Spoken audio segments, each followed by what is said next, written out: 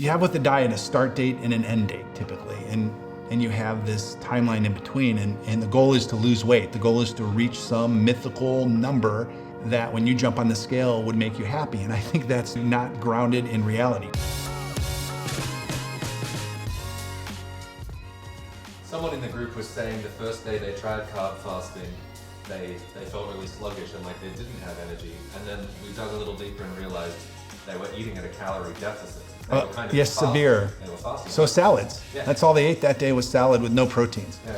So that's not carb fasting. Carb fasting, intermittent fasting, people understand this concept of intermittent fasting, which is like waking up in the morning, not eating typically until lunch, and concentrating the window of time to about 6 to 8 hours of when we actually eat food, maybe from 12 to 6 p.m. And intermittent fasting has its believers. I think it has some drawbacks. It can be hormonally, bad for women especially. But I think what carb fasting does, it's not like intermittent fasting at all. It's basically just restricting the periods of time throughout the week that we're going to intake carbs, thereby giving our body, like we're burning through our glucose, we're burning through our glycogen, and anytime you can add in some exercise, like if you can actually go for a walk, if you walk like additively 1 to 3 miles a day extra, that's gonna burn all the glycogen in your liver. So when the liver storage tanks get emptier, that's when it starts to move into more fat burning mode. And it's a gradual response. It's not like our bodies are either burning carbs or fat exclusively. They're burning both almost all of the time, but almost all of the time the needle's pinned to the carb side. And we wanna move it to the fat side. So to do that, we need to empty the glycogen tanks. We need to actually exercise and move. But by eating strategically, by carb fasting a few days a week. Again, we do it Mondays, Wednesdays, and Fridays, but we definitely eat carbs those days before, because on Mondays, Wednesdays, and Fridays, that's when I go to the gym and I do a combination of aerobic exercise. So I do 10 to 20 minutes of cardio.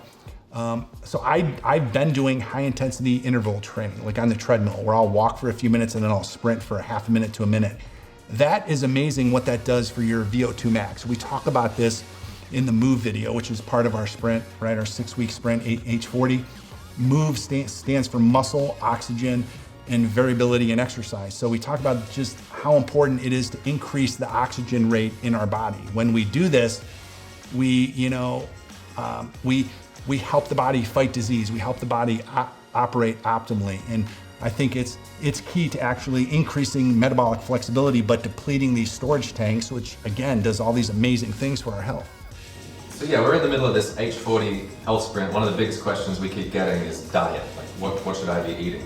I have this negative connotation with diet because over the last 20 years, I've tried diets. I've tried keto and paleo. I've never tried carnivore, but you have with the diet a start date and an end date typically. And you have this timeline in between, and the goal is to lose weight. The goal is to reach some mythical number that when you jump on the scale would make you happy. And I think that's not grounded in reality. First of all, I think weight should be measured in ranges. Like, yeah, we have an ideal weight. All of us walking around, living, we have this ideal weight that God meant us to be probably, if we're not abusing our bodies. And so diets, to me, have this failure mechanism built in because they only reward us if we hit that goal, when we should be, again, more range-based. But also it's evolved over the past few years for me is more of health and less of diet, less of weight, more of energy. So I think with H40, what we've tried to build is a system that will actually improve people's energy levels and allow them to lose fat, because I think fat is far more important than weight. If especially the visceral fat, especially the fat right between here and here, like all this stuff that accumulates over time, that's the type of fat that will kill us, and it will cause diabetes and heart attack and stroke and kidney issues and liver issues. And that's the type of fat that we don't want. So if we can reduce fat, we will probably lose weight, some of us significantly.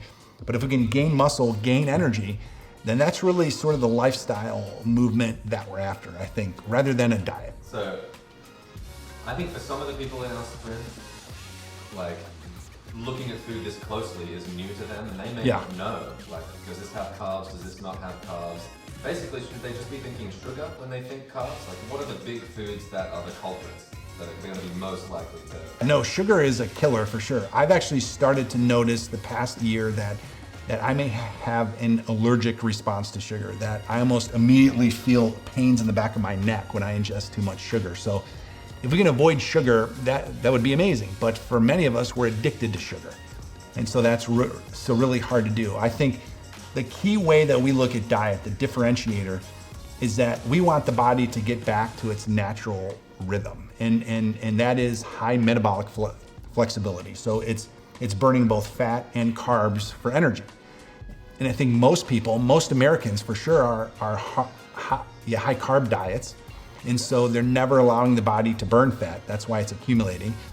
And some people who are doing like keto or paleo or carnivore, they're also metabolically inflexible because they're the reverse, they're the opposite. And their body is only used to burning fat. So when they inject or introduce any carbs back into their diet, they can have some severe metabolic responses. And so I think the healthiest way to look at diet is allowing the body to move back and forth between fat and carbs. I mean, if we go back our ancestral heritage, it's like we didn't live on a carnivore diet. There's some gurus or influencers that have made bold claims that, you know, their diet, their way of life is the way our ancestors lived. Well, if we really want to dig deep into our heritage, we had feasts and famine. We fasted. There were long periods of time when we actually didn't even eat food. And we'd eat an abundance of meat, but then the next week, we'd rely on fruits and vegetables, right? So our bodies are have this miraculous ability to heal themselves if we let them do what they're designed to do. And I think we give it the best shot by having this awesome metabolic flexibility, the ability to burn both fat and carbs. And the benefit of this, and so this is the healthiest way to eat, but I think the benefit is you will lose fat and lose weight, and you'll actually gain muscle and gain energy. And I think that's what everybody is after anyways. Sure. Would you say you can kind of kickstart or accelerate the body's movement into ketosis by adding some exercise? Yes. Restricting carbs, and when you add exercise, that's when you drain the tanks and your body shifts faster towards ketosis. Yes, and I think people who are trying carb fasting for the first time, they might need to switch to carb fasting for, let's say, 2 days initially, because their bodies just aren't used to burning fat. They never have to rely on fat for energy. So we want to actually force that switch. We want to walk in the room and turn the light on, okay?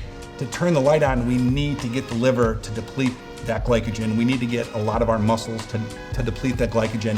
That's when ketosis kicks in. So we don't have to actually enter straight up ketosis where the body's producing ketones as like this alternative energy source to start burning more fat, okay? Ketosis happens when these reserves get really low. But I think for most people, these reserves, if they go from 100% full to 80%, 70%, 60, 50, like I would estimate my levels, my tanks are getting to probably about 50%. I've entered ketosis before and it feels wonderful. So I think, this is a guess, but I think my biology, I'm probably emptying my tanks to maybe 60 to 50% full. So I might not be entering full-blown ketosis, but my body is pinning that needle to fat burning mode for sure. So that's awesome because I'm losing body fat, I am losing a little bit of weight, but I'm maintaining muscle.